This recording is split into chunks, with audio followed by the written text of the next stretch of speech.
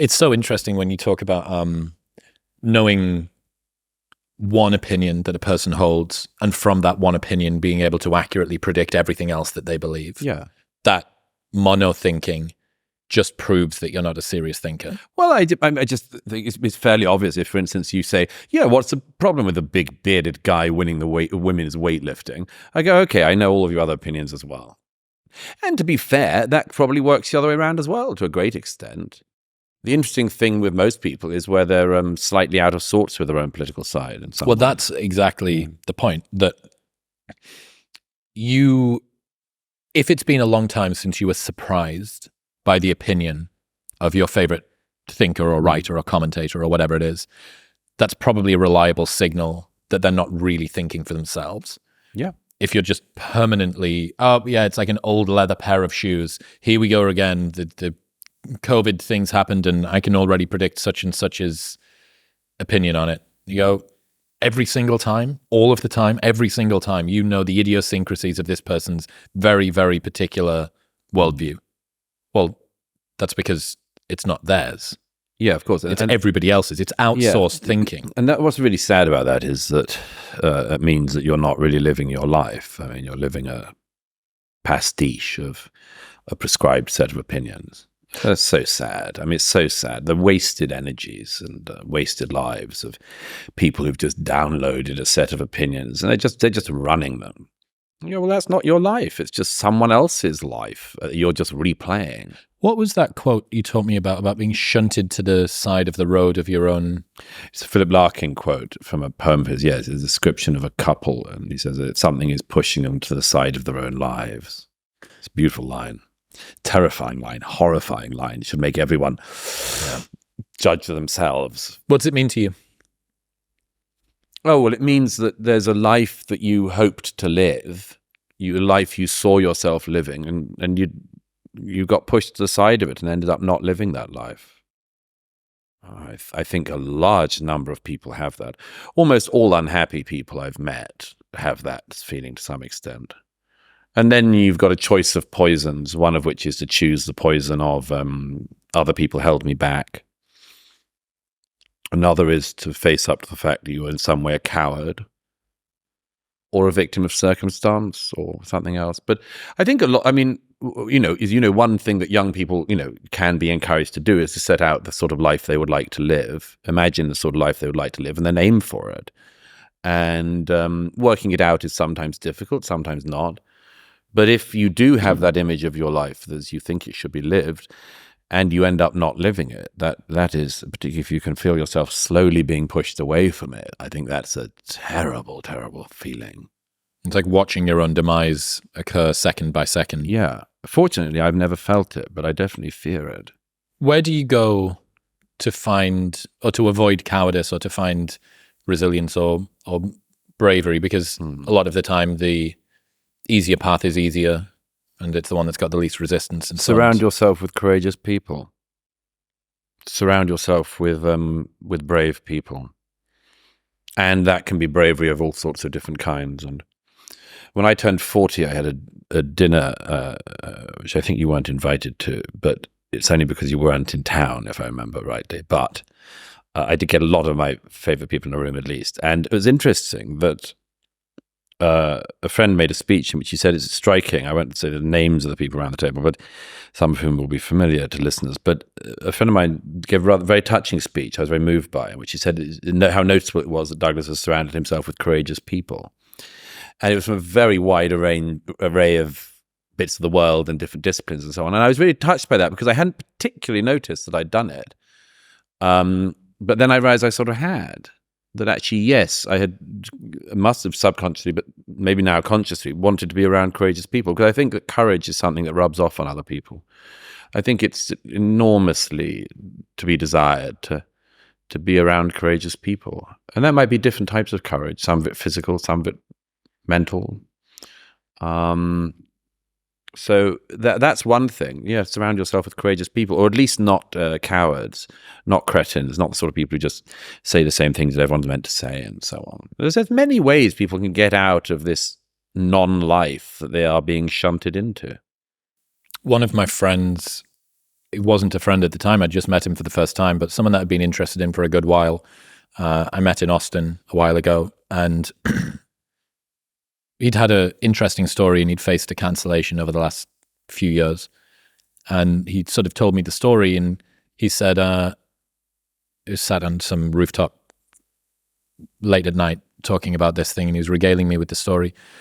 He said, throughout my entire life, I thought I was a hard man. I like to do man things and surround myself with masculine people, and I was into, like guns and shooting and fitness and friends with Navy SEALs and all the rest of it. He said, my entire life I was scared that I was a coward. I was terrified that I was a coward. And he said, in my darker moments, I could always hear my better self clearing his throat in the room next door. Beautiful. And then this cancellation thing came along. And he said, even the people that do really hard things, hard intellectual work, hard training work, hard physical work, all the rest of it, there's a difference in the kind of difficulty that they do because it's elected, right? You've chosen to do the hard workout. Yeah. But when the entire world comes to bear on you in a way that feels like chaos and catastrophe whipped up into a whirlwind, and he said, that was a genuine test. And he was very grateful. He said, my better self stopped his coughing and kicked the door in and came to help. Good. But just, I could always hear my better self clearing his throat in the room next door. Well, the thing with that is the difference between situations you find yourself in that are dangerous through choice and ones that you've been thrust into, and probably know that the consequence of being thrust into dangerous situation is much more likely to lead to PTSD and things like that than if you choose to. And I've been fortunate in my life that most of the dangerous situations I've been in have been ones I've chosen to be in, and that's very different. But yes, I'm glad he found out that he was more courageous than he feared.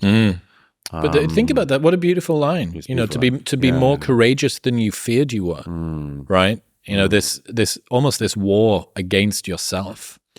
Yes, that's this fear of your own nature. Well, it's perfectly sensible. I mean, there's a horrible example I sometimes use, but I mean, if you're ever mugged for your wallet, let alone you were mugged with somebody else, let alone if you were mugged with a girl that you were with or looking after, and you just handed it over.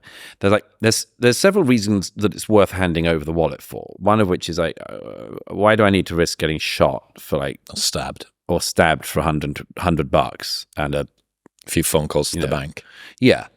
So that's the reason to hand over the wallet. Oh, what do I care?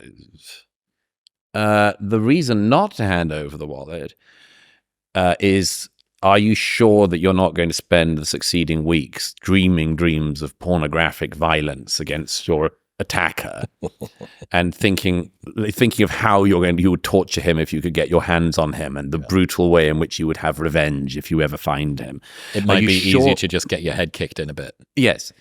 And are you sure you can live with the version of yourself that is you handing over the wallet? I said this recently in a piece in New York Post about the people on the New York subway, where there's this awful thing you've probably seen where people, like a woman will be being abused by some maniac, fentanyl-addled, drug addict. And people will either look into their phones, including men, or they will get their phones up and record. And I mean, somebody said Douglas is trying to get people killed, and I wasn't, obviously. But what I was saying was, where are the men? Just stand up and confront the guy if he's got a woman by her hair and is parading her around the carriage. And yeah, the backlash was what do you know? These people might get killed if they step in. But I was yeah, but also maybe we'll have a more civil society if people don't think they can go around and do this stuff without consequence.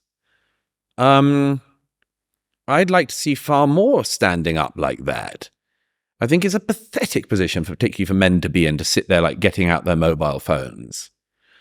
But, it's everyone's choice. I don't exactly know what I would do in some of the situations I've seen, read about on the New York subway. In other news, this episode is brought to you by Maui Nui Venison. Maui Nui Venison brings the healthiest red meat on the planet direct to your door. Not only is it the most nutrient-dense meat on the planet, they're the only 100% stress-free, wild-harvested venison that you can get. Here's my super secret hack. If you are sick of buying meat that always goes off, put it in the freezer, from frozen, salt both sides of it, put it in an air fryer for 10 to 12 minutes each side, and you have a perfectly cooked steak from frozen that will never go off because it's going from freezer to mouth in the space of 25 minutes. It's a complete game changer. All of their cuts are spectacular, and you can get them frozen, delivered to your door. But their venison sticks are my favorite while I've been on the road. You can get the healthiest red meat on the planet delivered directly to your door and get 20% off by going to the link in the description below or heading to mauinuivenison.com/modernwisdom and using the code modernwisdom at checkout. That's MAUINUI venison.com/modernwisdom and modernwisdom at checkout. Thank you very much for tuning in. If you enjoyed that clip with Douglas, you will love the 2-hour-long podcast episode, which you can watch right here. Go on.